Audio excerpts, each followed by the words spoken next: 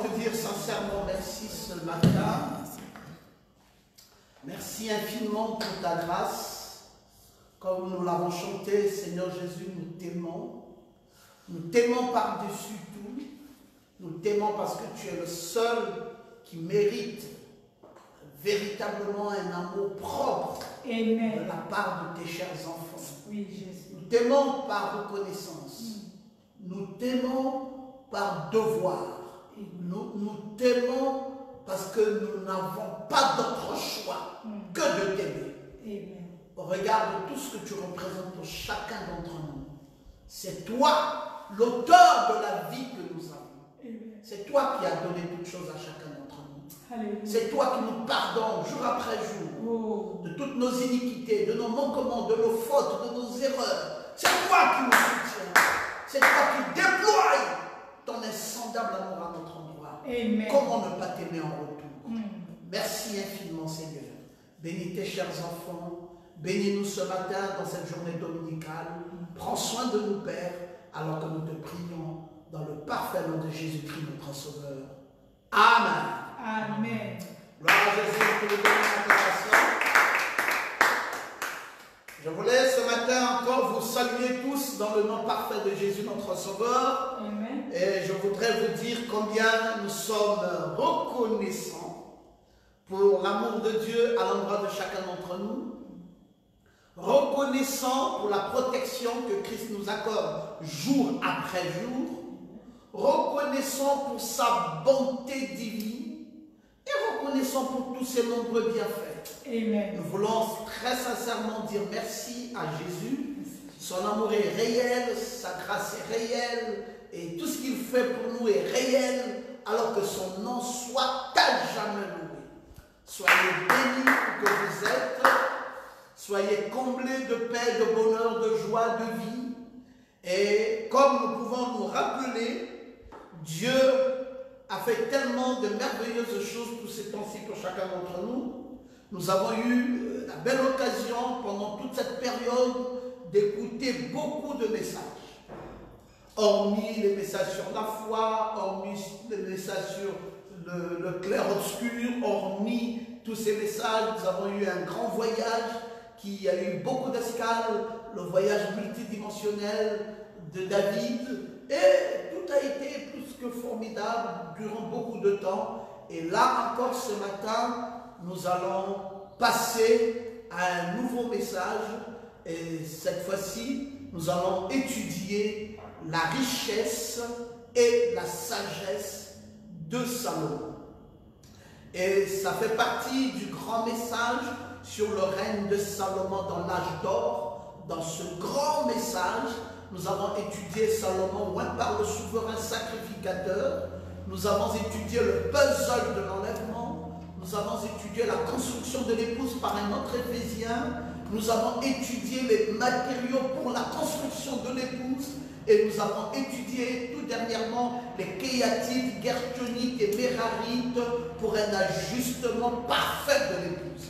Et ce jour, dans le grand ensemble du règne de Salomon dans l'âge d'or, nous allons étudier la richesse et la sagesse de Salomon. Amen. Je vais mettre ça au tableau pour ceux qui prennent des notes.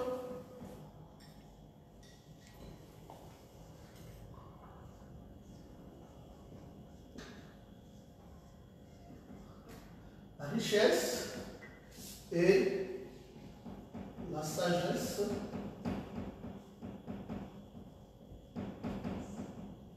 de Salomon.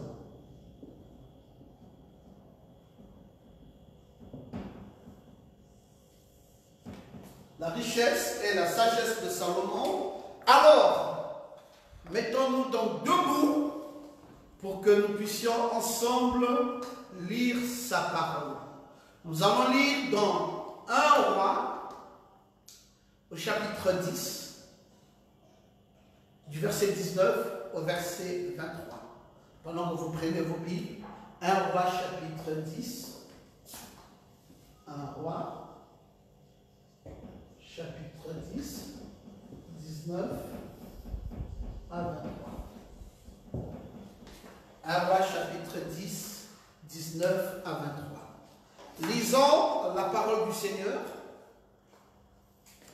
Ce trône avait 6 degrés et la partie supérieure en était arrondie par derrière. Il y avait des bras de chaque côté du siège.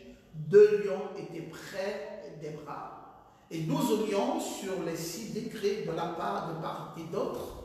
Il ne s'est rien fait de pareil pour aucun royaume. Toutes les coupes du roi Salomon étaient d'or.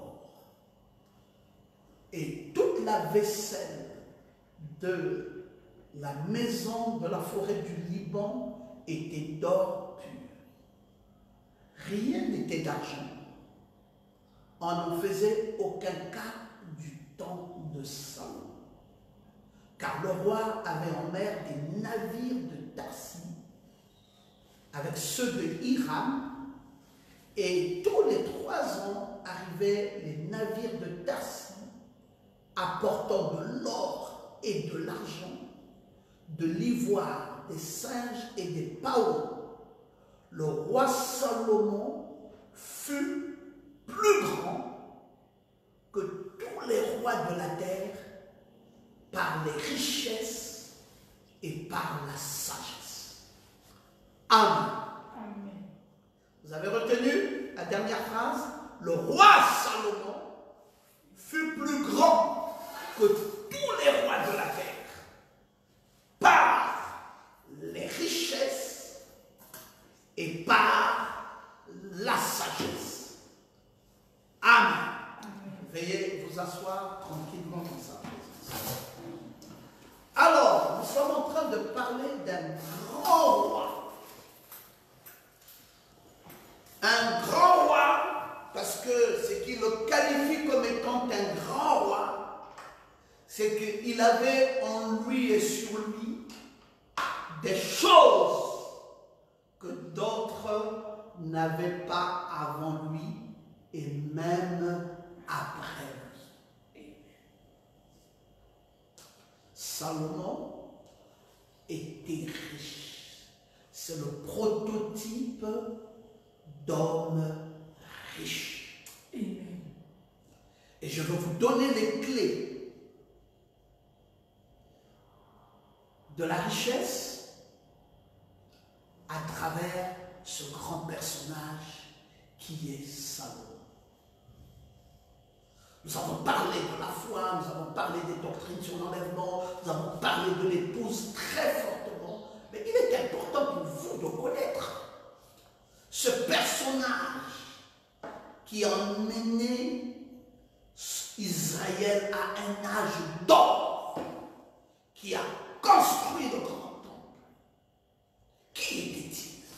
C'était un homme très riche, immensement riche et très sage. Qu'est-ce qui a dû faire sa richesse? Eh bien, nous allons l'étudier. Comment nous inspirer de Salomon pour que nous aussi devenions riches? Nous allons nous en inspirer. Est-ce que cette richesse, écrite noir sur blanc dans la Bible, nous appartient ou ça appartient à d'autres? Il aurait fallu qu'on mette ça dans le Coran et que ça reste là-bas, dans les pages du Coran. Et ça vient faire quoi dans la Bible des saints? Alors que nous, c'est le ciel. Nous allons au ciel. On nous parle de richesse. N'est-ce pas charmel, la richesse? Est-ce que nous sommes intéressés? Et est-ce que nous en avons besoin? À quoi ça va nous servir? Nous, c'est le ciel. Eh bien, nous allons étudier cela. Mais ça aurait pu être un bouddhiste, le roi le plus riche de toute la terre. Ça aurait été un musulman. Mais comment ça se fait que ça soit un fils de Jéhovah? Un enfant de Dieu. Et un exemple. que cela peut-il nous interpeller un tant soit peu, nous amener à réfléchir, nous amener à comprendre qui était donc ce roi Salomon. Quand vous lisez, là c'était le verset 23 qui spécifiait que Salomon fut plus grand que tous les rois de la terre par la richesse. Mais quand on va au verset 24, il est dit, tout le monde cherchait à voir Salomon pour entendre sa sagesse. La sagesse que Dieu avait mise dans son cœur. C'était une sagesse qu'on n'avait jamais vue de semblable sur la terre. Et quand les gens venaient vers ce personnage, ils n'y venaient pas les mains vides. Ils apportaient qui un présent, qui un objet d'argent, qui un objet d'or, qui des vêtements, qui des armes, qui des aromates, qui des chevaux, qui des mulets. Et ils en apportaient en grande quantité à Salomon. Personne ne venait voir Salomon sans rien apporter. C'était des aromates, c'était des armes, c'était des présents, des objets lourds, beaucoup d'argent. Et on venait saluer la majesté de Salomon, saluer sa richesse. Salomon rassemblait tous les chars et toutes les cavaleries. Quand on dit, c'était quoi le nombre de chars que Salomon avait? On nous dit qu'il en avait 1400 chars. Donc, 1400, ça fait 1400 chars. Il avait 12 000 cavaliers. Et qu'il plaçait dans les villes. Il tenait ses chars et lui-même était roi à Jérusalem. Ce roi Salomon avait trop d'argent. Il rendit l'argent aussi commun à Jérusalem. Tous les habitants de Jérusalem pouvaient avoir autant d'argent. Ils avaient des pierres, ils avaient des cèdres, ils avaient des sycomores, et tout croissait dans les plaines. Même les pays voisins comme l'Égypte regardaient avec beaucoup d'admiration la richesse de Salomon.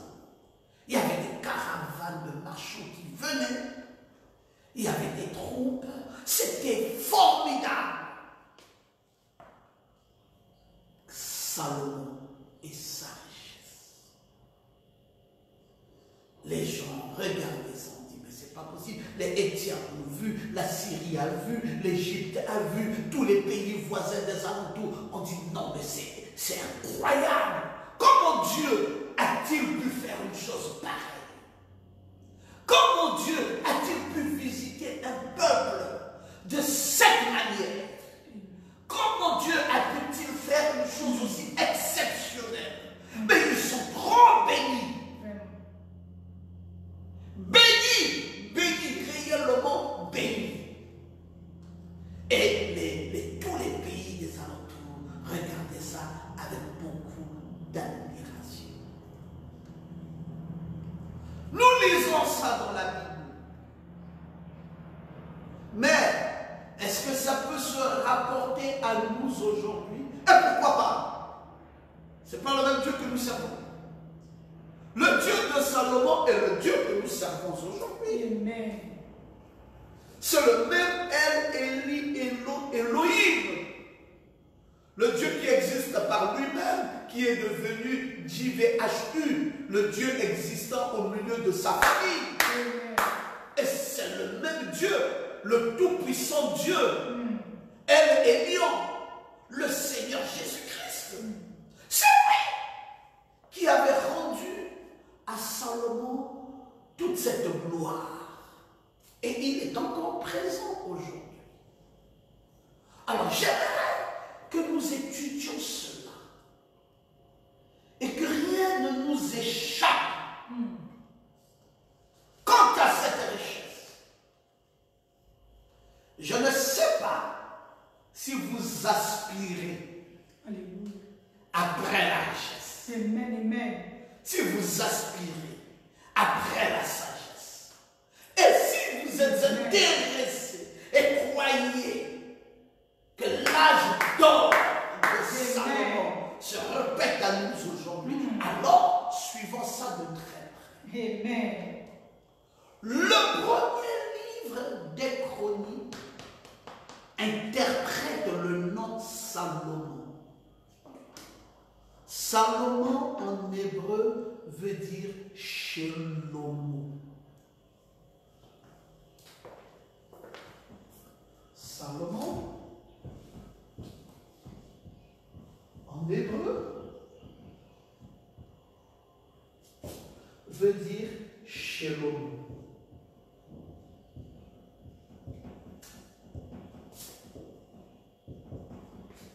C'est ça le nom Salomon en hébreu. Et vous savez la femme dont Salomon a loué les vertus, cette femme noire, dans Cantique des Cantiques, qu'on appelait la Sulamite. En fait, c'était le féminin de Salomon, c'était la Shélomite.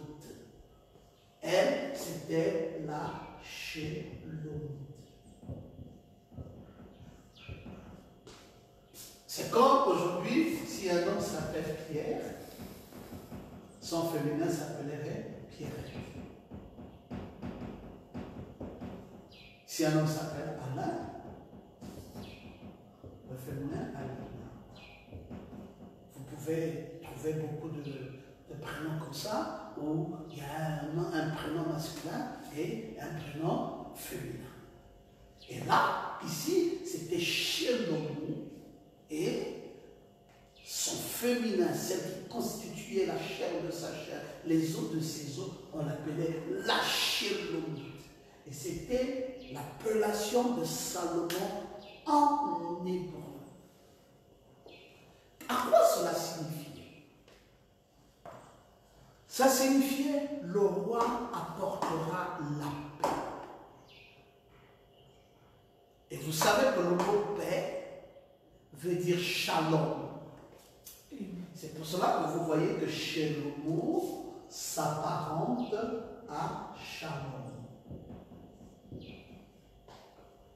Et donc, tous les deux là ont la même racine. Ça veut dire que Salomon, c'est shalom, c'est Shelomo. C'est quoi? C'est la paix.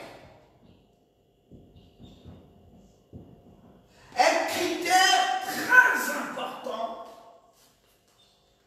en matière de richesse. Si vous voulez être un homme ou une femme prospère, commencez d'abord par imprimer une nature. Parce que le nom, c'est une nature et le nom, c'est une vie. Imprimez en vous la nature de la paix. Vous ne pourrez pas être riche si vous n'avez pas en vous la paix. Soyez calme. Soyez en paix avec vous-même. N'aimez pas les problèmes. N'aimez pas les disputes. N'aimez pas vous mélanger à n'importe quoi. D'abord, une paix intérieure. Amen. Pour ceux qui ne connaissent pas notre message, je vous l'ai enseigné tous les jours ici. Notre message commence par la venue de la nuit. Mais cette nuit shalom. Oui. Cette nuée, c'est la paix. Amen. Donc, la nuée ici, c'est comme si on disait Salomon. La nuée là, c'est Shelomo, c'est Shalom, c'est Salomon, c'est la paix. Qu'est-ce que ça nous a apporté? Ça nous a apporté toutes les bénédictions rédemptrices. Amen. Cette nuée vient pour nous donner la richesse. Amen. Mais nous ignorons. Nous ne savons pas ce que la nuée est venue vraisemblablement nous apporter. Parce que tu ne comprendras pas toujours. La richesse c'est où? La richesse n'est pas dans ta famille. La richesse n'est pas dans une religion. La richesse est dans le message. Amen. Commence à avoir la nature de la nuit. Commence par avoir la nature du shalom. Sois en paix Amen. avec les gens et sois en paix avec toi-même. Sois en paix avec ta femme, sois en paix avec tes enfants, Amen. sois en paix avec ton entourage. Amen. N'aie des problèmes avec personne. Amen. Le roi le plus riche de toute la terre, quelqu'un qui n'a jamais eu de semblable, l'homme le plus riche de la terre, son nom, la racine de son nom, c'est Shelomo, Shalom, la paix. Et c'est bien là où on nous a dit, n'apportez pas votre dénomination dans ce shalom. En d'autres termes, n'apportez pas la confusion dans la nuée. Tu crois à la nuée, tu deviens riche. Tu ne peux pas être un croyant dans la nuée. Et tu dis que Jésus-Christ est venu. Et tu dis il est venu. Qu'est-ce qu'il t'a apporté? Parce que c'est là où les gens nous disent, bon, il est venu, d'accord, il est venu pour vous. Qu'est-ce qu'il vous a apporté? Tu dois être capable de dire, il m'a apporté la bénédiction rédemptrice. Amen. Ma vie ne doit pas être une vie de souffrance. Amen. Je suis dans un règne d'or. Je suis un Salomon. Je suis un Shelomo. Je suis un Shalom.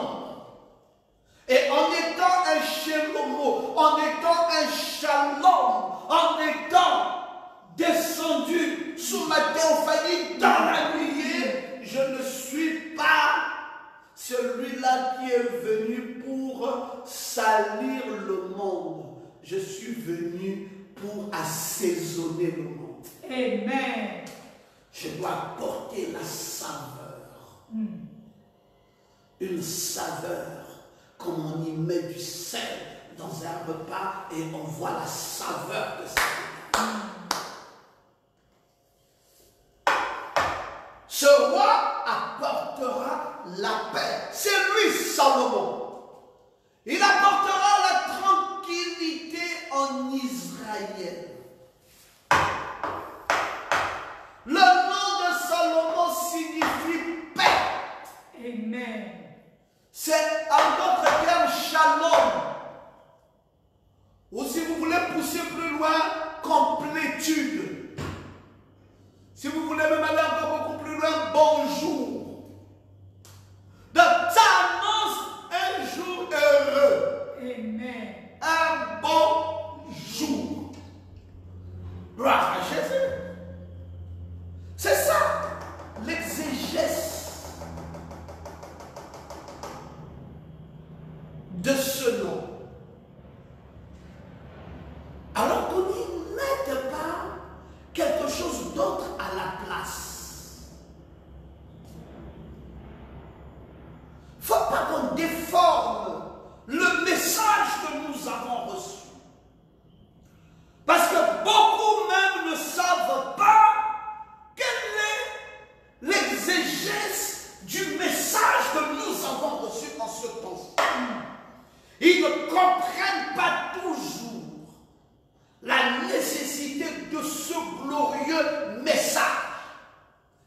j'observe les gens porteurs de ce message. Je les observe très souvent pour voir à peu près comment comprennent-ils le message et quelle est leur attitude face au message. Et je suis toujours désolé de constater qu'ils en ont fait une plateforme de dispute. Un glorieux message, mais dans lequel on passe le temps à se chamailler. Un glorieux message, mais dans lequel on passe le temps à s'insulter.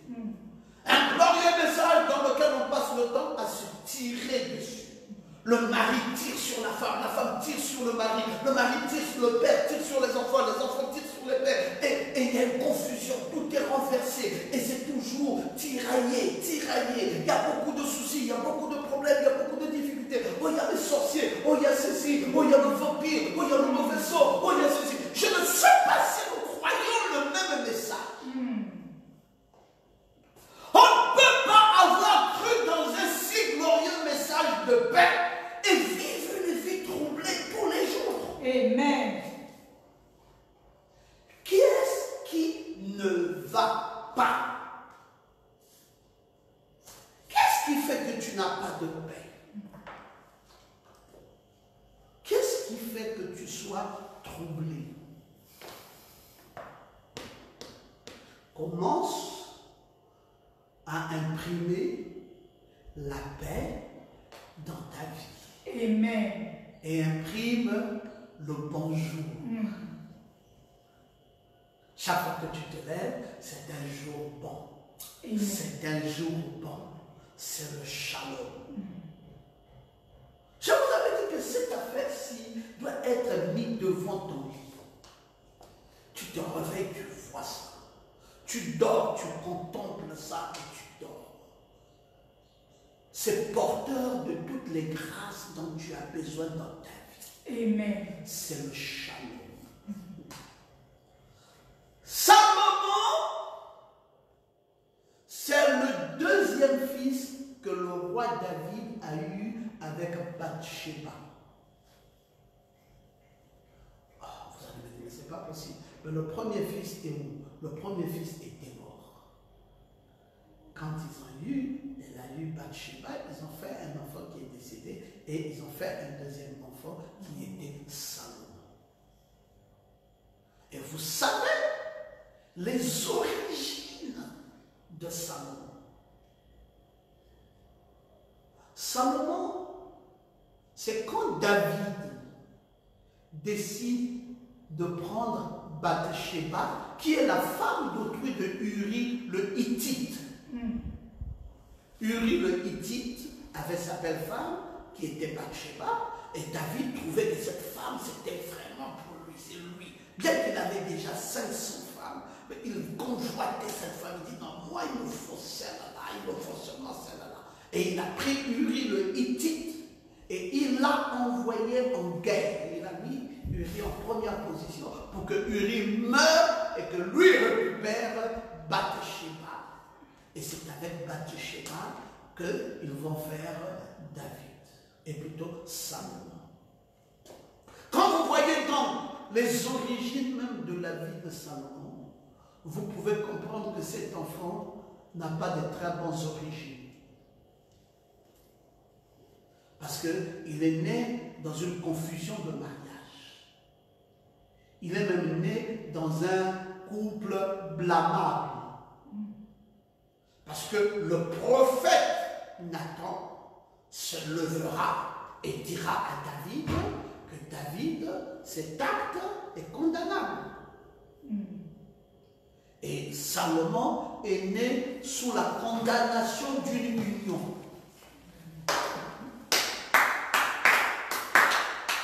Sous la condamnation d'une union.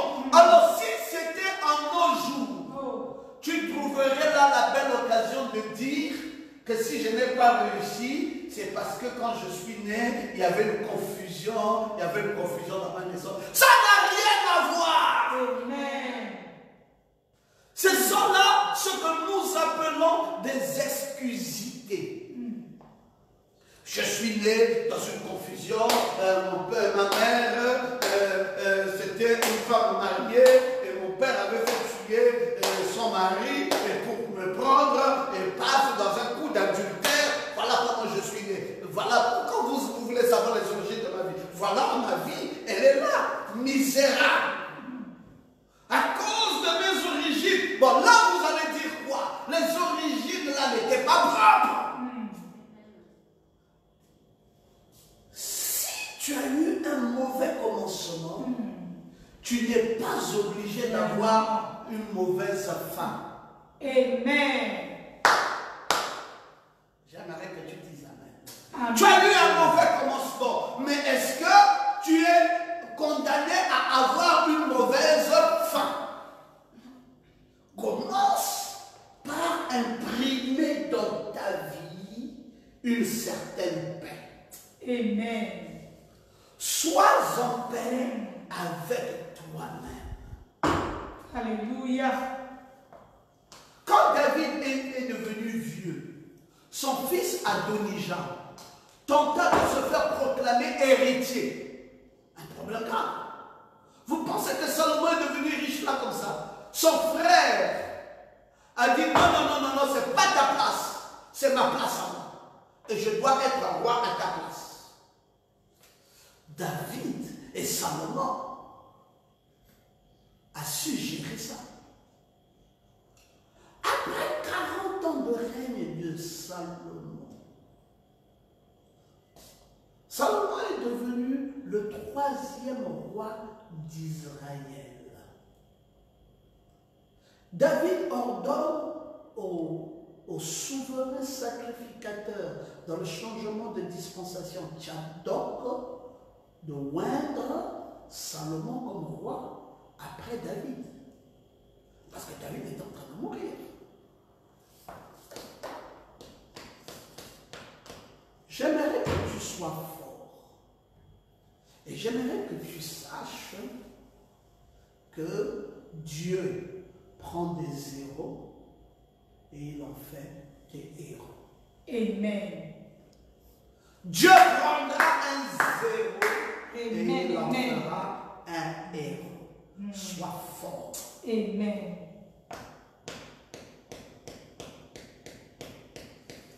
C'est pour cela, comme il est écrit dans la loi de Moïse, afin que tu réussisses dans tout ce que tu feras et dans tout ce que tu entreprendras. Salomon est donc un enfant né avec des origines douteuses, on va le dire comme ça. Mais qui en lui a imprimé la paix? Parce qu'il a dit que la paix soit.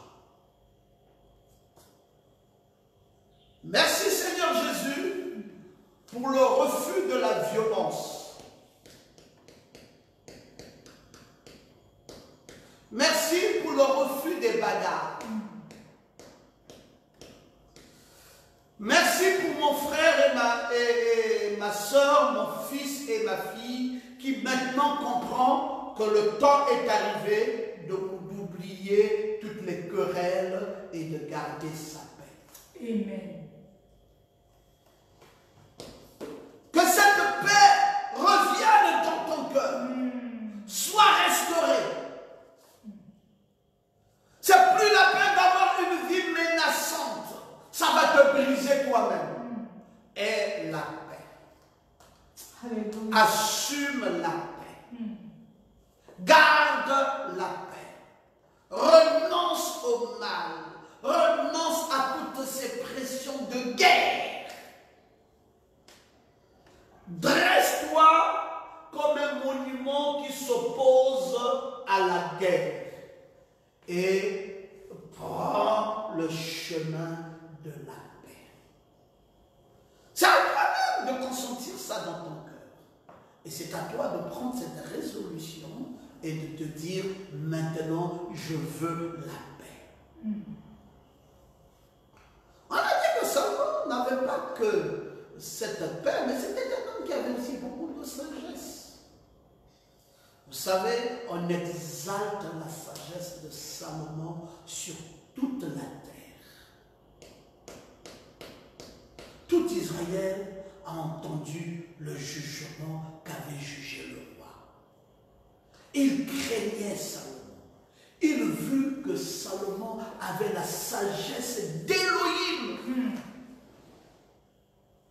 Quand vous lisez 1 Roi au chapitre 3, vous pouvez lire jusqu'au chapitre 28, vous allez voir que le type de sagesse qu'avait Salomon était semblable à la sagesse des dieux.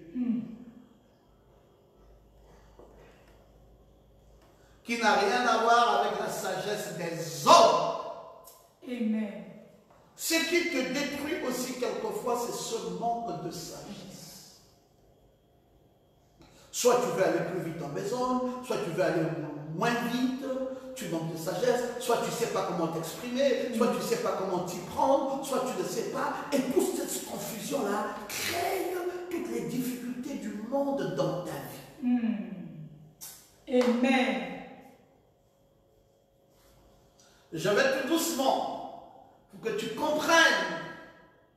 Parce que nous soulevons un sujet dans lequel il faut que tu ailles pas à pas pour comprendre quels sont les méandres de ce sujet que nous abordons présentement.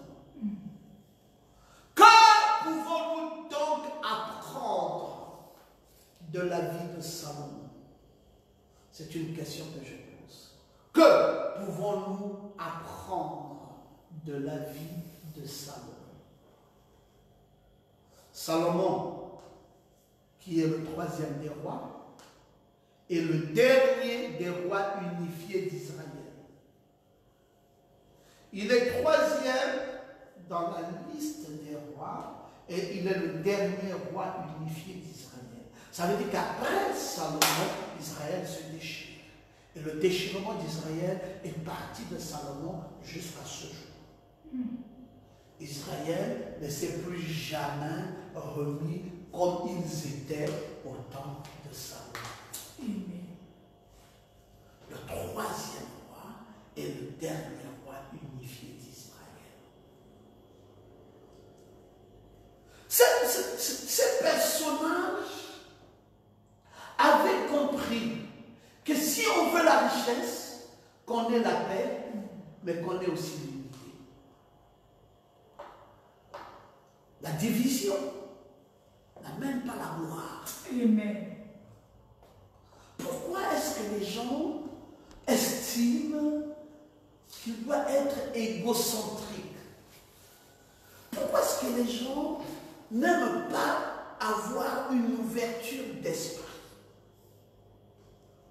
Vous allez voir que les gens ont fait des scissions qui n'ont rien à voir avec la gloire que Dieu demande. Bon, nous sommes du nord, vous êtes du sud. Nous sommes du sud-ouest, vous êtes du sud-est. Nous sommes... Écoutez, à quoi ça rime ça? Nous sommes une église des églises, nous sommes une église des faux. Nous sommes une église... Bon, nous on va prier dans l'église des faux. Mais ça c'est déjà le commencement de la misère. Amen. Nous allons prier dans l'église des Vili, des Niens, des... C'est le commencement de la misère. La victoire, la grandeur, l'élévation, c'est aussi dans l'unité. Amen. Quand vous refusez d'être unis, vous vous affaiblissez.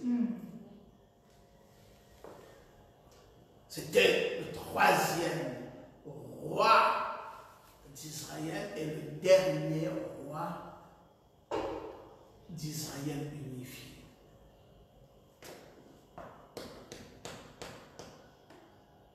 Il y a eu le roi Saoul, il y a eu David et il y a eu Salomon. Le fils de Bathsheba, vous connaissez déjà, l'épouse de Uri le Hittite, tué par David pour tenter de dissimuler son adultère avec elle, tandis que son mari était au combat, il l'a envoyé au devant de la scène pour qu'il meure. Salomon, ce dont nous parlons ici, est celui qui a écrit le cantique des cantiques. C'est Salomon qui a écrit le livre de l'Ecclésiaste. Et la plus grande partie du livre des Proverbes est écrite par Salomon. Pourtant, il est le seul fils de David à avoir été roi d'Israël. Je ne dis pas seulement roi de Juda, mais roi d'Israël, à Jérusalem. Ce monsieur prenait du temps à méditer sur les comportements. Il prenait du temps à méditer sur la façon dont il doit vivre avec ses contemporains. Dites encore Amen très bien. Amen. Quelle est votre sagesse aujourd'hui? Comment concevez-vous la vie avec le prochain? J'ai posé une première question. Que pouvons-nous apprendre de la vie de Salomon? J'ai répondu, j'ai dit l'unification. Un roi qui a unifié Israël. Et après lui, c'est la désunion qui s'installa. J'aimerais poser encore une autre question. Quels sont les événements importants qui ont marqué la vie de Salomon après qu'il ait accédé au trône? Vous allez remarquer que Salomon a cherché Dieu. Et Dieu lui a permis de lui trouver. Et c'est là où commence sa réussite. Amen. Vous avez retenu la paix, vous avez retenu l'unité, retenez également la troisième chose, Salomon a cherché Dieu.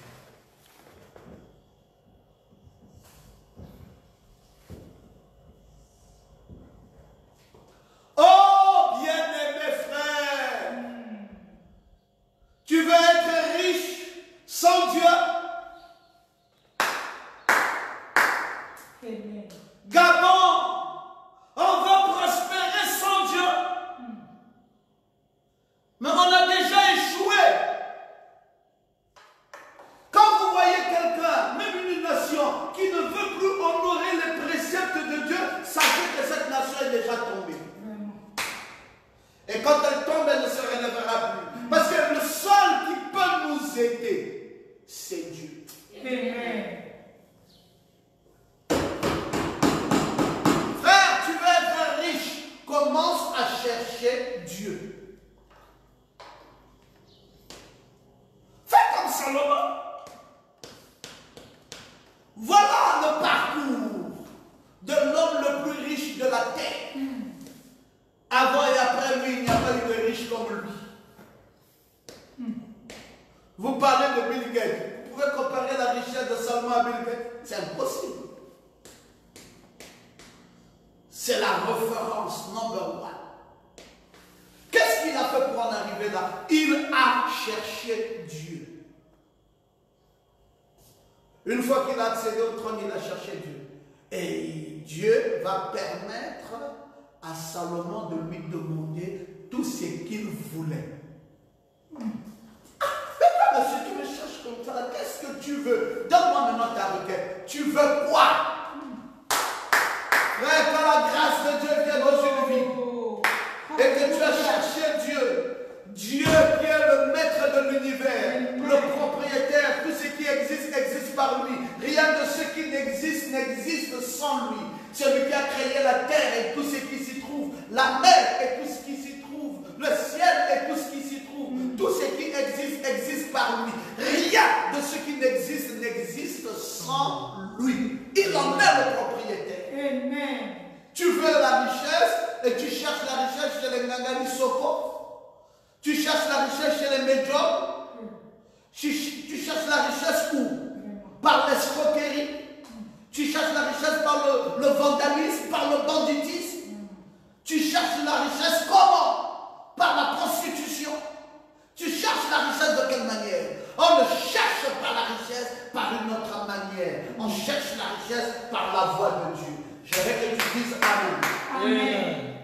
Je veux que tu dises Amen. Amen. Tu veux être heureux, tu veux être fort, tu veux chercher la richesse par la voie de Dieu. Amen. Salomon a dit, je ne peux pas faire autrement si je dois accéder là au trône, Seigneur, je dois te chercher. Il faut que tu me parles. Dieu a dit à Salomon, demande ce que tu veux. Amen. Pourquoi Salomon a fait ça? Mais parce que Salomon a reconnu humblement son incapacité à bien gouverner son Dieu. Il a employé une voie que nous appelons l'humilité.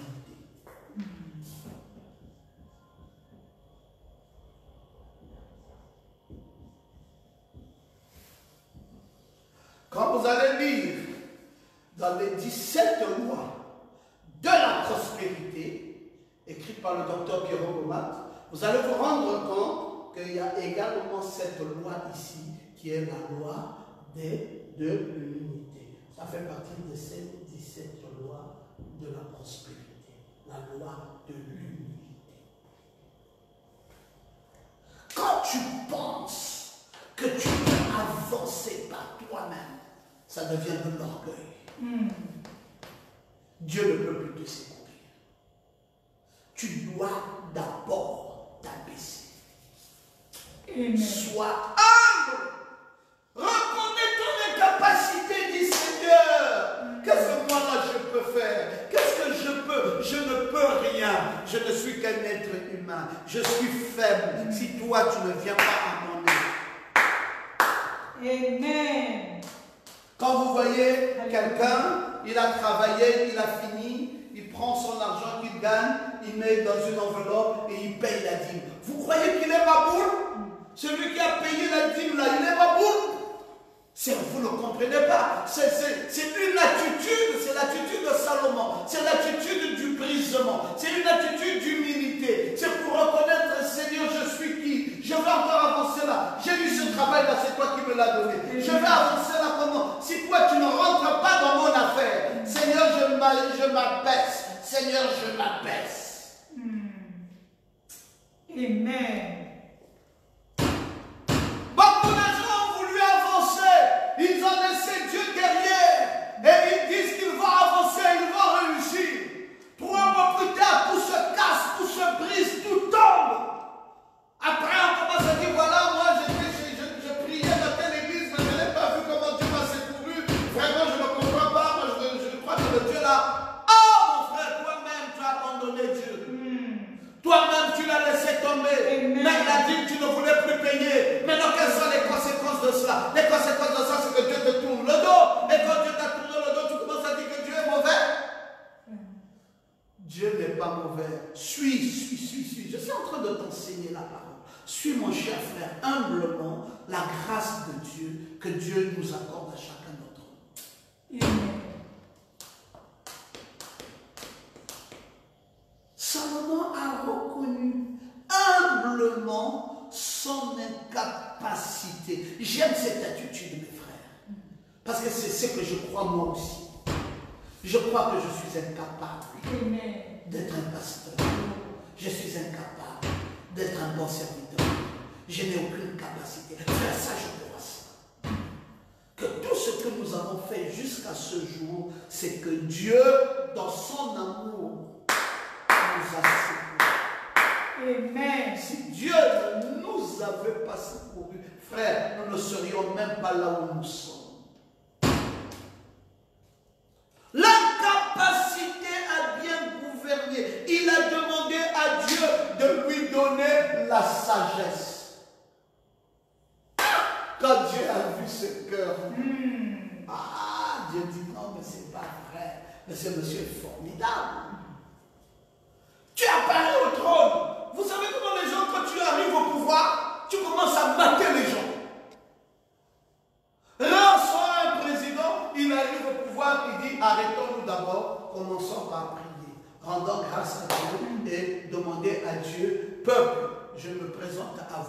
demander à Dieu de me donner son orientation.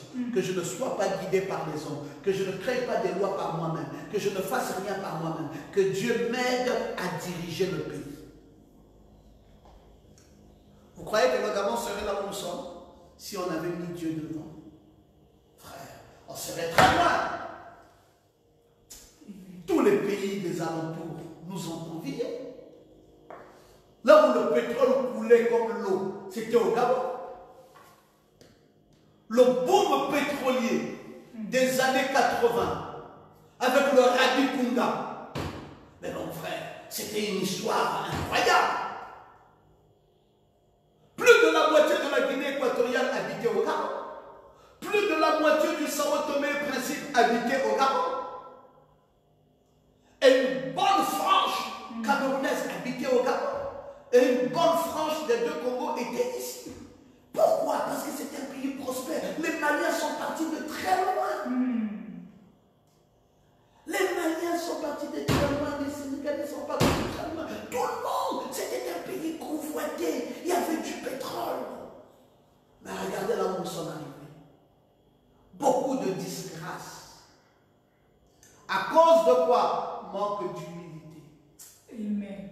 Quand on dit l'humilité précède la gloire, frère, c'est aussi bien valable pour une nation que pour un individu. Amen. Aussi bien valable pour une nation que pour un individu. Quelle est ton attitude? Quel est ton comportement? Salomon dit à l'entame de sa gouvernance, il dit, je viens humblement me présenter devant l'Éternel parce que je suis incapable de gouverner sans Dieu. Père, je veux te chercher, donne-moi la sagesse. Amen. Je veux diriger ce peuple, mais il faut la sagesse. J'aurais besoin pour diriger ce peuple dans la justice, mais avec, en plus de cela, je veux la sagesse. C'est là où Dieu donne à Salomon, en plus de la sagesse, maman Romain, Dieu va lui donner la richesse. Amen. Parce qu'il s'est abaissé, alors il a demandé la sagesse. Dieu dit non. Ce que tu demandes là, je mets un plus. Je te donne aussi la richesse. Donc, vous allez voir pourquoi nous avons dit la richesse et la sagesse de Salomon. Parce que finalement, les deux choses vont s'emboîter dans sa vie.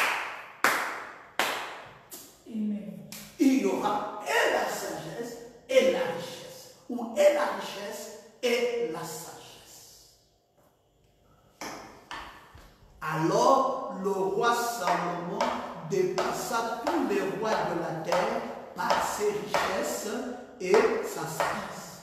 L'écriture commence par la richesse. Il dit, le roi Salomon dépassa tous les rois de la terre par ses richesses et sa sagesse.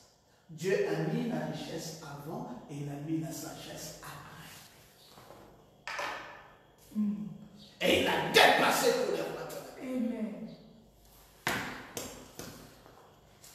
Dieu dit, non, ce monsieur est formidable. Il a compris le secret. Frère, j'aimerais te dire simplement, si tu aspires à la richesse, il y a des secrets. Amen. Sois un homme en prix et pris de perte. Alléluia. Aime pour le monde sans différence. Même dans ta famille, ne divise rien, ne crée rien. Même dans ta communauté chrétienne, sois quelqu'un de très unifié et cherche Dieu. Amen. Et quand tu cherches Dieu, retiens ça, humilie-toi. Abaisse-toi. Montre à Dieu ton incapacité de faire quoi que ce soit sans lui. Mets Dieu au premier plan de ta vie. Laisse Dieu diriger ta vie. Amen. Sois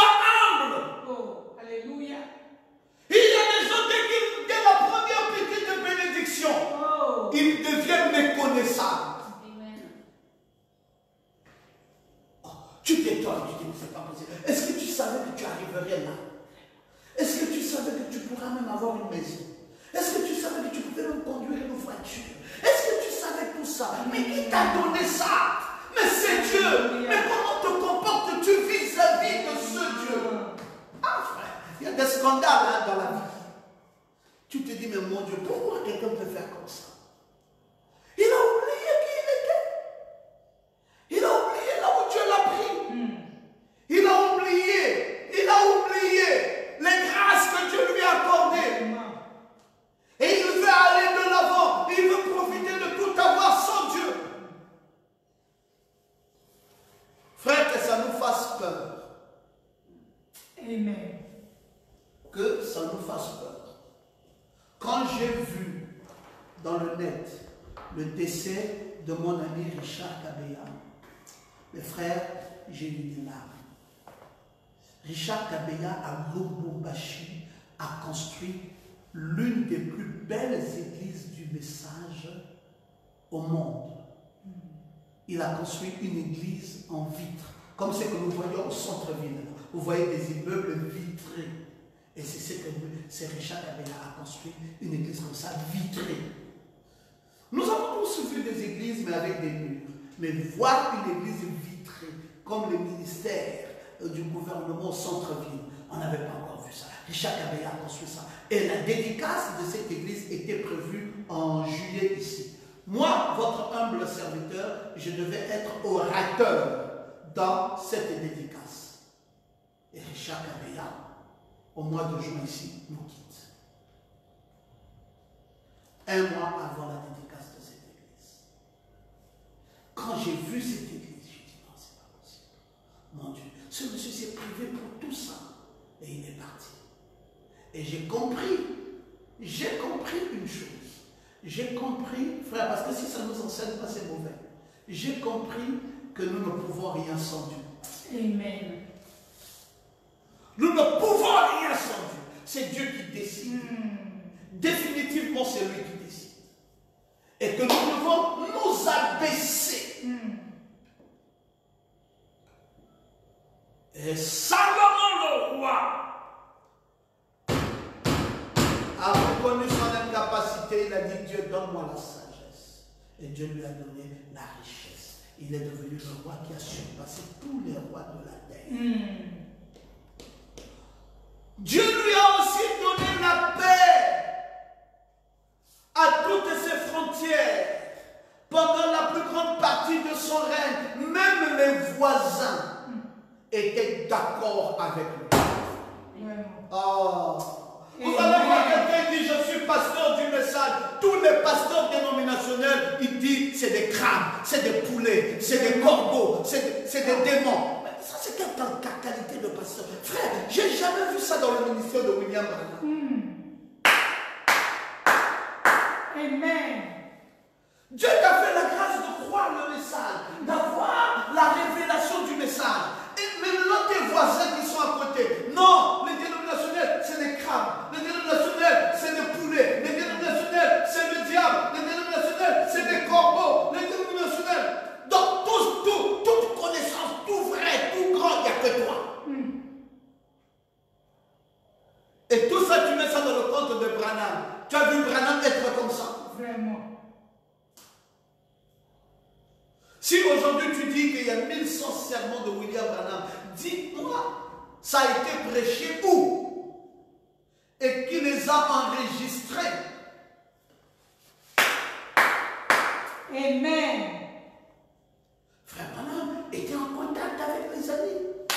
Il avait compris que Dieu avait mis ses hommes d'affaires du plein évangile pour la prospérité de son ministère. Amen.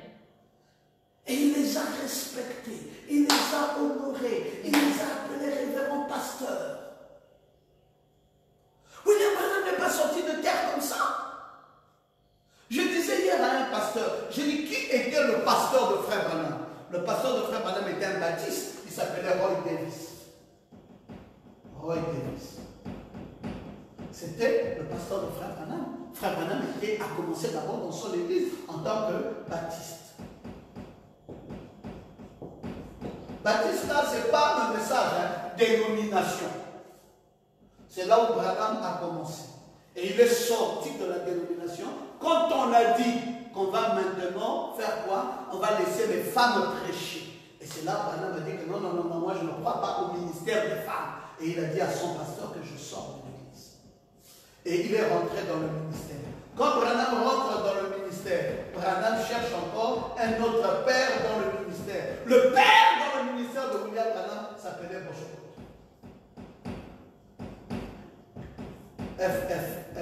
Bosco.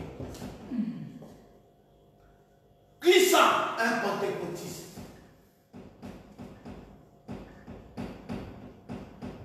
C'est celui-là qui a dit, mon père, char d'Israël et sa cavalerie. Branham qui est notre prophète. Voilà son parcours. Il a eu un pasteur et il a eu un deuxième pasteur dans le ministère. Un premier père et un deuxième père dans le ministère. Amen. Branham ne s'est pas marié lui-même. Il a cherché quelqu'un d'autre qui avait célébré son mariage.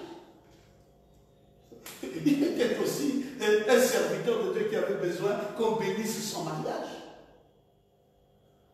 Voilà son expérience. Neville, que nous disons ici, son associé, c'était qui? C'était un méthodiste qui est resté longtemps chez les méthodistes et il était déjà pasteur chez les méthodistes.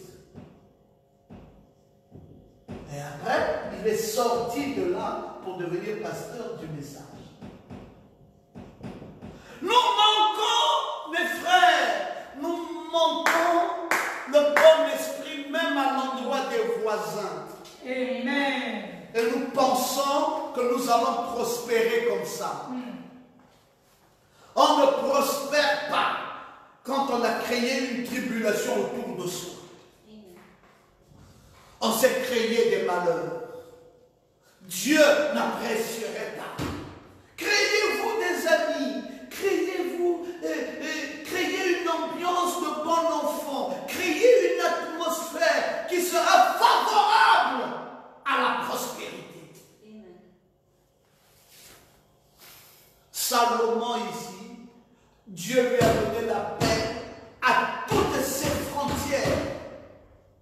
Pendant toute la partie de son règne, Salomon était en paix avec les Syriens, en paix avec les Égyptiens, en paix avec toutes les contrées voisines. Et ce sont eux qui lui apportaient. Il disait, non, il y a un homme là-bas, le roi d'Israël, le nouveau roi d'Israël. Pas Saoul, pas David, mais Salomon. Non, c'est un vrai gentleman, ce monsieur. C'est quelqu'un qui a la paix, c'est quelqu'un qui est ouvert, c'est quelqu'un qui aime les gens. Il m'a envoyé une lettre pour me dire, je viens d'être nommé, je suis au trône. Qu'est-ce que tu penses? Tu peux venir? Il a envoyé une lettre là-bas. Regardez ce qui vient de m'arriver, je suis au trône, tu peux venir. Il a ouvert. L'un des grands échecs de notre pays ou de la sous-région d'Afrique centrale, c'est aussi la fermeture de ses frontières.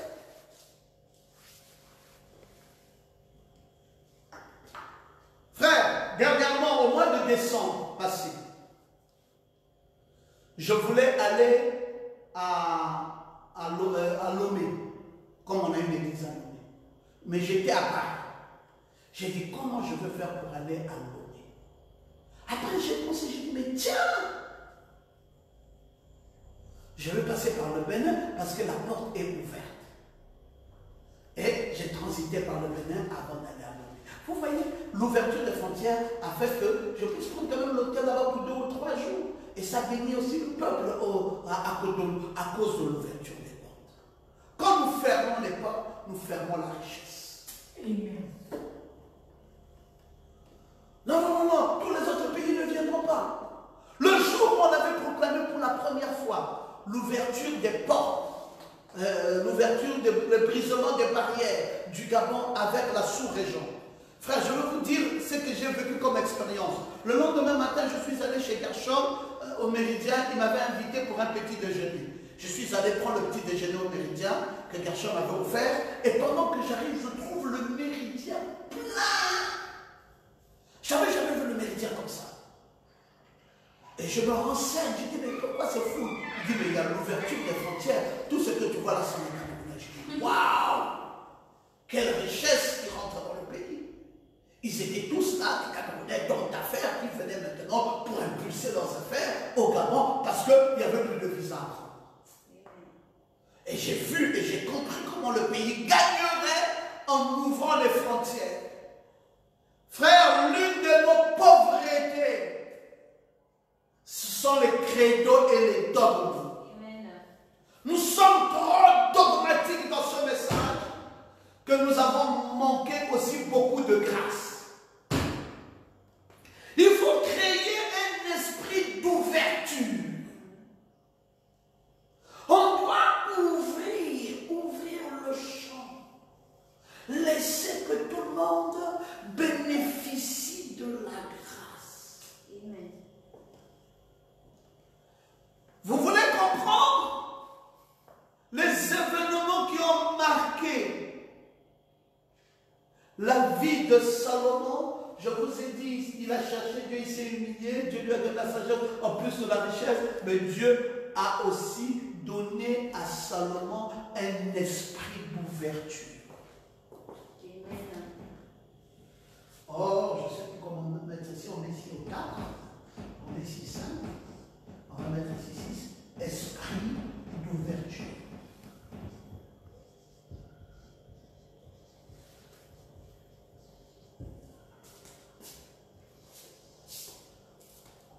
Vous dites que vous voulez la richesse, soyez ouverts. Communiquez. Créez-vous des amis. Soyez sympathiques avec les gens. Ne soyez pas bornés.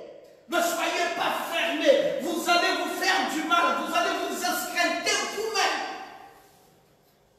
Ouvrez un esprit d'ouverture. On veut comprendre pourquoi Salomon était l'homme le plus riche. Mais voici, nous sommes en train d'avancer. Un esprit d'ouverture.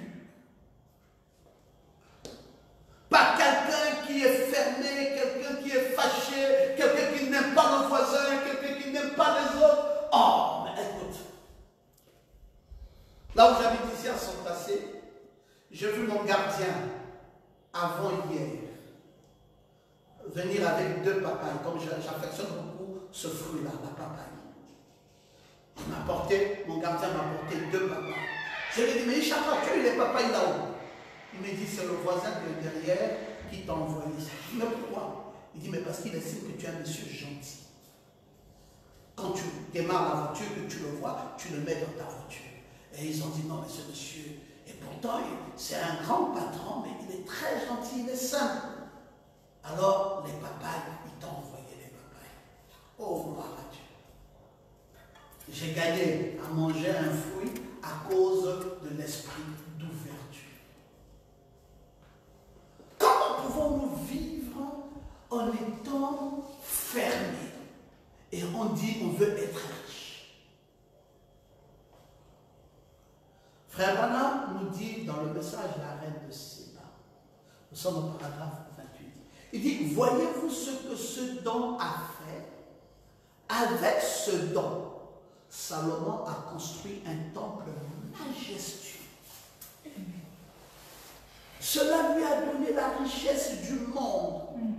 Cela leur a fait gagner la faveur de chaque nation. Toutes les nations craignaient Israël parce qu'elles voyaient la puissante union du peuple à cause d'un don que Dieu leur avait envoyé. La puissante union, cette unité-là, cette paix, cette unité, les autres nations ont vu ça. Les autres nations ici, grâce à l'esprit d'ouverture, les nations voisines, les voisins, les nations voisines.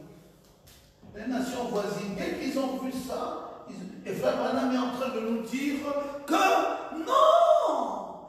Il dit cela leur a fait gagner la faveur de chaque nation. C'est le prophète qui dit. Toutes les nations craignaient Israël. Pourquoi? Parce qu'ils talochaient, non. Parce qu'elles voyaient la puissante union du peuple à cause d'un don que Dieu leur avait envoyé. Les nations ici ont commencé à voir cette unité Ils ont dit non, c'est un grand peuple. C'est un autre Israël. Et ils avaient la faveur. Chacun apportait.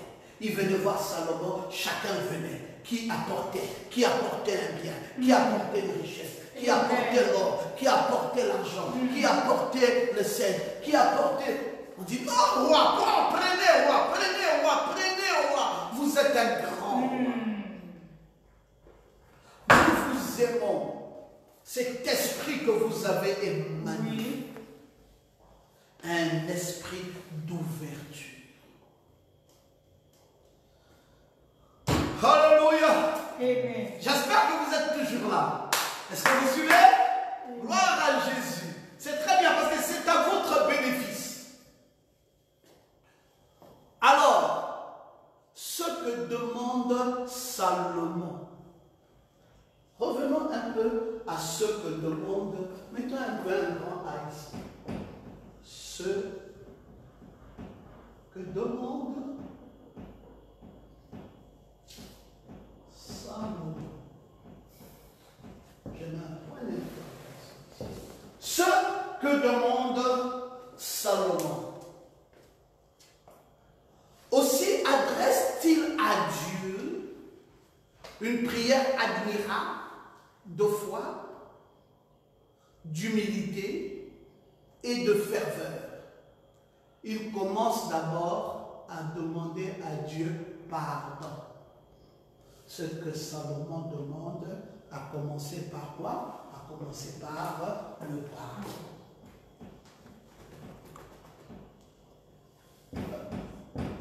Alléluia. Amen. Voilà où nous avons péché. On avance trop sans demander pardon.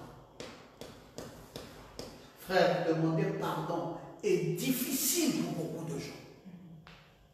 Même quand ils se sont trompés. Tu es parti, tu t'es rendu compte que je me suis trompé. Tu reviens, mais tu ne demandes pas pardon. Demande pardon à ton frère à qui tu as insulté. Demande pardon à ton bien-aimé pour qui tu t'es moqué de lui. Demande pardon à Dieu pour qui tu as manqué d'égard. Dis Seigneur, pardonne-moi, pardonne-moi. Oh mon Dieu, qui suis-je? Pardonne-moi. C'est ce qu'a fait Salomon.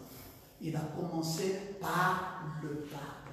Amen. Ce que demande Salomon, c'est le pardon.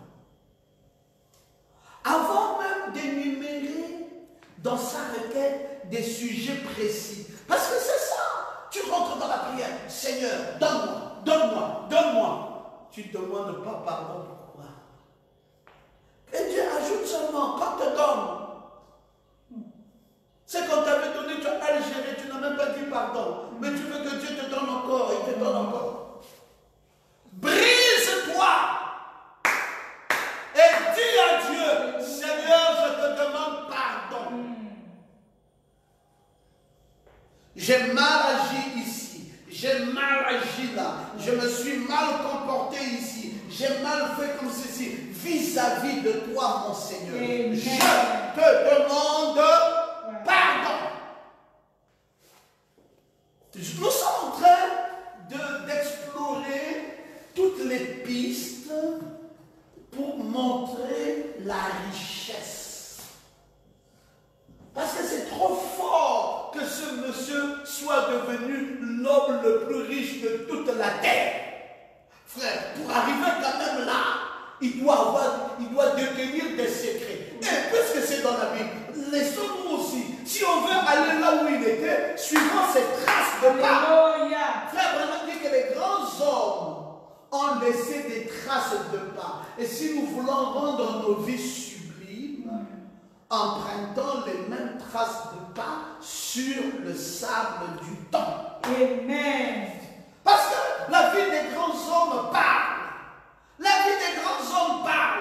Ils ne sont pas devenus grands comme ça. Non. Instinctivement comme ça, comme par une baguette magique, quelqu'un passe d'un rien pour devenir un grand. Non, il a dû suivre un parcours. Et dans ce parcours, il y a des traces. Oh, alléluia. Si toi tu suis le même parcours,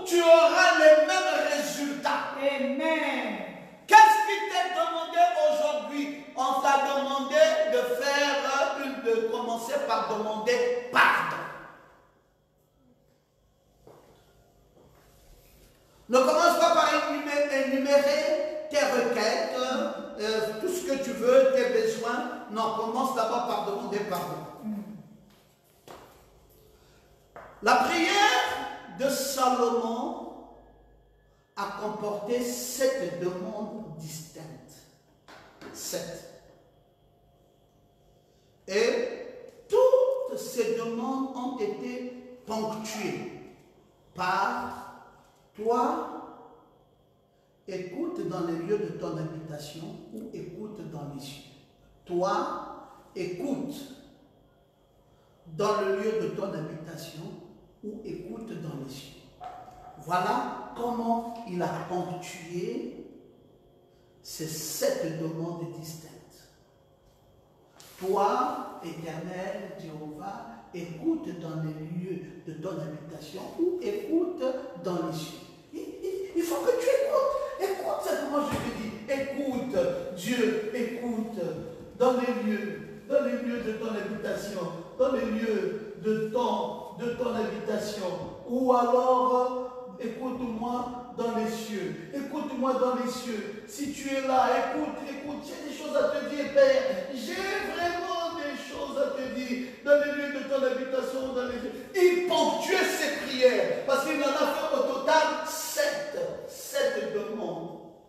Et dans les 7 demandes, il commence toujours par dire écoute dans les lieux de ton habitation. S'il n'a pas dit ça, il dit écoute dans les cieux ce que je vais te dire. Amen. Salomon était conscient que si nous voulons réussir, il faut que Dieu nous lui adressons des prières. Amen. Si on veut aller loin, il faut que nous lui adressons des prières. Ça devient sérieux. Salomon dit non, moi je ne bloque plus avec ça. Ça devient plus que sérieux. Il faut que nous adressions à Dieu des prières. Quand vous lirez 1 Roi au chapitre 8, le verset 32. 1 Roi 8, vous lisez le verset 32, vous lisez le verset 34, vous lisez le verset 39. Et je vais lire d'autres versets ensuite. Vous allez voir que c'est toujours quelque chose, 36 ici, 36. Après vous lirez le verset 39, et vous, etc. Peut-être le verset 42 aussi. Et vous allez voir que dans toutes ces prières-là, Salomon a un comportement. Et vous allez voir que c'est écrit dans votre Bible. Écoute-le des cieux, agis, juge tes serviteurs, condamne le coupable, fais remonter sa conduite sur sa tête, rend justice à l'innocent, traite-le selon son innocence. Ça c'est 32, il dit écoute-le des cieux. 34, il dit exauce-les des cieux. 36, il dit exauce-les des cieux. 39, il dit exauce-les des cieux, ou du lieu de ta demeure. Pardonne, agis. Vous allez voir partout là, il dit au verset 34, pardonne le péché. Au verset 36, pardonne le péché. Au verset 39, pardonne. Il commence d'abord par dire écoute-les, exauce-les des cieux, écoute-les des cieux, exauce-les des cieux. Dès qu'il a fini de dire exauce-les des cieux, il dit pardonne. Mais comment quelqu'un peut avoir une prière répétitive? Exauce-le des cieux, pardonne les péchés, pardonne. Il ne fait qu'implorer la grâce de Dieu. À 43, 45, 49. 43, 45, 49. Ça fait un verset, 2, 3, 4, 5, 6, 7. Les 5 versets de 1 Roi 8 répètent les mêmes phrases. Exauce-les des cieux. Même l'étranger accorde à cet étranger ce qu'il voudra. Exauce des cieux leurs prières, fais leur droit. Exauce des cieux, fais leur droit. Voilà Salomon. Voilà Salomon. Salomon avait des secrets, mes frères. Les secrets de Salomon, c'est qu'il commence par le pardon. Il considère que Dieu est dans le lieu de son habitation. Il considère que Dieu est dans les cieux. Et il appelle ce Dieu des cieux pour qu'il pardonne. Dites Amen. Amen. Toi, tu marches comme un mouton de paluche, la tête haute, tu dis je veux devenir riche. On devient riche comme ça. Il y a des clés. Étudions la parole. Allons profondément dans la parole pour explorer ce qui est dit dans la parole. Et les clés qui sont là, c'est quoi? D'abord, le pardon. Le pardon. Ce que Salomon demande, c'est le pardon. Amen. Seigneur, pardonne-moi. Pardonne mon frère. Pardonne celui qui m'a piétiné. Pardonne celui qui s'est moqué de moi. Je ne peux pas avoir d'immunité. Pardonne celui qui m'a ridiculisé. Pardonne celui qui m'a volé. Pardonne celui qui m'a méprisé. Pardonne celui qui n'a pas considéré. Pardonne, pardonne Seigneur. Pardonne-moi, je suis en erreur. Pardonne-moi. Le pardon. Frère, c'est un médicament, le pardon. Même vis-à-vis de la richesse. Ce que Salomon veut, c'est que tout le monde ici soit pardonné. Il dit pardon, pardon, papa, pardon, pardon, pardon, pardon. Que penses-tu de cela, mon frère? Toi qui aussi aspires à la richesse, est-ce que tu penses que tu peux procéder comme Salomon? Il évoque d'abord les péchés, parce que c'est fréquent. Puis il envisage le cas d'une guerre où Israël sera battu devant l'ennemi. Ensuite, la sécheresse que Dieu pourrait envoyer sur le pays, parce que ses habitants auraient péché. Il dit, Seigneur, la sécheresse là, c'est dû à quelque chose. On a dû faire quelque chose de mal. Pardonne-nous, Seigneur. Ah, mais pourquoi le pétrole ne se fait plus voir? Seigneur, on a dû faire quelque chose de mal. Pardonne-nous. Mais pourquoi ça ne marche plus bien? Il dit non, non, non, non, non. Pourquoi nos ennemis sont devenus plus forts que nous? Il y a quelque chose qui a du mal se passer. Seigneur, pardonne-nous, Seigneur. Israël ne peut pas être abattu devant l'ennemi si nous n'avons pas manqué quelque chose quelque part. Amen. Amen. Tu peux changer la condition de ta famille. Alléluia. Si tu respectes tout ce que nous sommes en train d'enseigner sur la frère, c'est pas la magie. La richesse n'est pas la magie. La richesse s'obtient par l'obéissance des lois. Il n'y a pas la magie. Quel est le choix que tu as fait, le choix de vie que tu as fait? Est-ce que c'est un choix de pardon? C'est un choix de rancune? Est-ce que c'est un choix d'amour? Quel type de choix tu fais dans ta vie?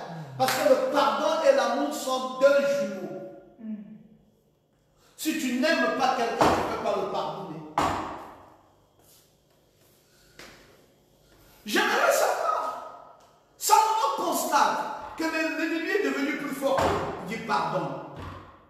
Il constate qu'il y a la sécheresse dans le pays. Oh. Il constate même qu'il y a la famine et la peste. Et qu'il y a le désastre provoqué par les prédateurs. Il dit, mais c'est pas vrai, c'est pas Israël qui doit être comme ça. Seigneur, pardonne, pardonne. Amen. Pardonne, pourquoi un tel désastre? Pourquoi les prédateurs doivent prendre le dessus sur nous? Donc Salomon comprend bien qu'il y a un besoin constant dans la nation d'Israël. Et le cheminement pour assouvir à ses besoins, c'est faire appel à Dieu. Amen. Dieu peut arrêter la guerre. Il dit pardon. Il envisage même le cas où le peuple se trouverait captif dans un pays étranger pour avoir péché contre Dieu. Il dit, voilà qu'on nous a pris captifs. Seigneur, même là aussi, je demande pardon. Oh non, il y a une famille où il y a trop de maladies. Seigneur, je demande pardon pour cette famille. Oh non, il y a une maison où il y a du mal à décoller. Le frère là se bat, mais vraiment c'est difficile pour lui de travailler. Seigneur, pardon pour ce frère, pardon, pardon. Oh, il y a un enfant qui n'arrive pas à réussir.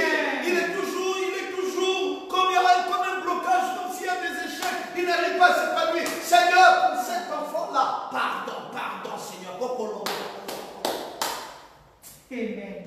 Bien-aimé, l'enseignement de la parole va plus loin. Positionne le croyant dans le corps. Amen. Tout ce que vous vivrez comme difficulté. Où vous allez voir Israël est pris captif dans un pays étranger. Dans les paroles. Où vous allez voir que Israël a des besoins constants. Mais il n'arrive pas à satisfaire ses besoins. Pardon. Vous allez voir la sécheresse dans le pays. Vous allez voir les habitants se battre entre eux. Vous allez voir la famine, vous allez voir la peste, vous allez voir toutes ces choses. C'est pardon. Même le désastre qui se fera voir, pardon. Le péché qui sera constant dans le pays, pardon. Voilà le secret de cet homme. Pour qu'il amène sa nation à devenir, à rentrer dans un âge d'or. Il n'avait pas fait la magie. Les francs-maçons ont un sigle là, où ils mettent une croix avec des haches, avec des trucs mélangés, et ils appellent ça comme le symbole de la richesse de Salomon. Et ils disent qu'ils prennent le secret de la richesse de Salomon à travers cette croix mélangée avec des haches et des machettes et beaucoup d'histoires qu'ils ont mis là. C'est comme un diadème et ils disent que c'est ce diadème-là qui a rendu Salomon riche. Ils sont même allés plus loin. Vous savez qu'aujourd'hui on parle des Templiers, mais les Templiers, les francs-maçons, à l'initial, ils étaient ce qu'on appelait les Templiers. Les Templiers, ici, c'est des gens qui se sont inspirés du temple de Salomon. Et ils disent que Salomon, c'était le premier Templier. C'était lui le premier Templier. Donc, pour eux, la franc-maçonnerie tire ses origines de Salomon. Que c'est Salomon le premier franc-maçon. Et ils mettent une croix avec des haches et tout ça, des haches et beaucoup d'histoires, ils mélangent et puis ils font un cercle comme ça et ils appellent ça le diadème de Salomon. Et ils disent que c'est ça là qui rend riche. Et quand ils vont dans leurs adorations franc-maçonniques et ils regardent ça, ils observent ça, ils pensent à Salomon, ils pensent à Salomon. Et ils deviennent les conquérants du monde. C'est ce qu'on appelle aujourd'hui les Illuminati. Mes frères, faux. Amen. Dites encore amen. Amen. Faux. Tu n'as pas besoin d'être un Illuminati. Tu l'es déjà. Amen. Par la Bible et par le message. Alléluia. Tu n'as pas besoin d'être un Illuminati. Tu l'es déjà par la nuée. Tu es un Salomon. Toi-même, tu es un Salomon par la nuée. Tu es un Shelomo par la nuée. Tu n'as pas besoin de rose-croix. Tu n'as pas besoin d'un diadème d'observation. Tu n'as même pas besoin d'être un templier. Tu n'as pas besoin de toutes ces choses. Toi, Dieu t'a donné les formules. Amen. Amen. Les formules sont là devant toi. Commence à demander pardon pour chaque échec. Amen. Chaque échec dans ta famille. Il y a un mal qui a créé ça. Chaque blocage, il y a un mal qui a créé ça. Amen. Chaque entrave, il y a un mal qui a créé ça. D'où les 7 demandes de pardon de Salomon. Amen. Il dit, je demande pardon pour l'étranger qui prendra un fils d'Israël en captivité. Je demande pardon pour le désastre qui se serait installé. Je demande pardon pour la famine, pour la maladie, pour ceci, pour l'échec, pour le manque de travail. Pardon! Frère, si nous savions supplier Dieu, Oui.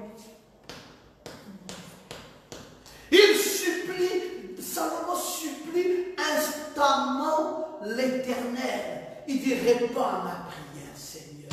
Si seulement ils rentrent en eux-mêmes et confessent leurs péchés, leur méchanceté, s'ils se tournent vers lui et reconnaissent chacun la paix de son propre cœur, écoute-les du haut des cieux. Amen.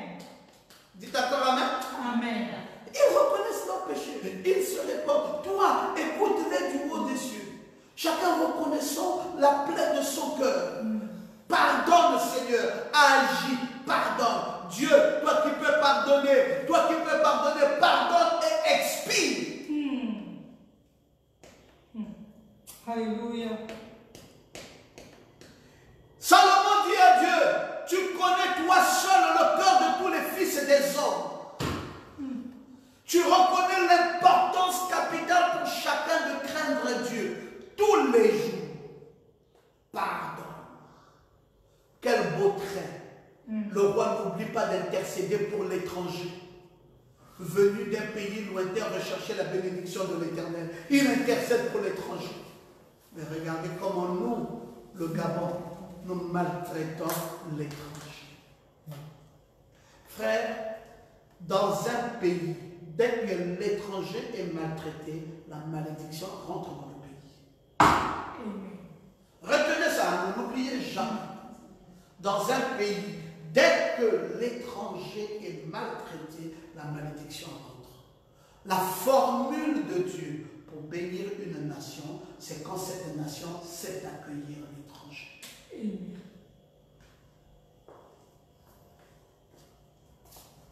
Allez en Afrique de l'Ouest, vous allez voir qu'ils sont beaucoup développés par rapport à nous.